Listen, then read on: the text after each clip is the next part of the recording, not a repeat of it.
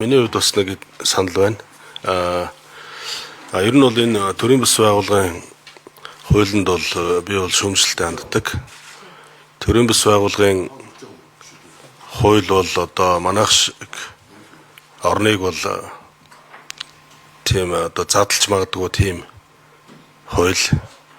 Жишээ нь одоо манайд чинь бол хүн оролцдог холбоо болгон бараг 2-оос дээш болцсон гэж болно. Спортын холбоотууд байна тийм ээ. Дандаа хоорондоо маргадаг. Ялангуяа тэр үндэсний спортын холбоот бол одоо хоорондоо маргах нь энэ үндэстэнд маш аюултай, хохиролтой. Тийм ээ.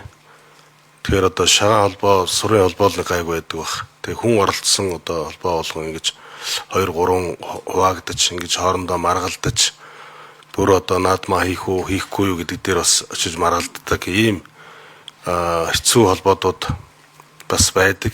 Тэгээд энэ үндэсний төрийн бас байгууллагын хууль бол их анхааралтай болгоомжтой хандахгүй бол улс үндэстнийг задлах, бутаргах, хооронд нь одоо эвдрэлцүүлэх ийм агуулга бас зүйл заалтан дээр нь байхыг бол үгүйсэхгүй. Ийм учраас одоо энэ засгийн зөвлөлтийг бол хүлээж авах зүйтэй гэж үзэж байна. Тэгээд мэдээж одоо засгийн төр бол одоо бүх юмд оролцож бүх юмд одоо хараа хяналтаа тавина гэж байхгүй. Энэ холбоотууд, мэргэжлийн холбоотууд бол хэрэгтэй. Тэгэхээр энэ холбоотуудыг бас зэгцлэх гээд ингээд хуулиа улам сайжруулж байгаа л хэрэгэ гэж үзэж байна.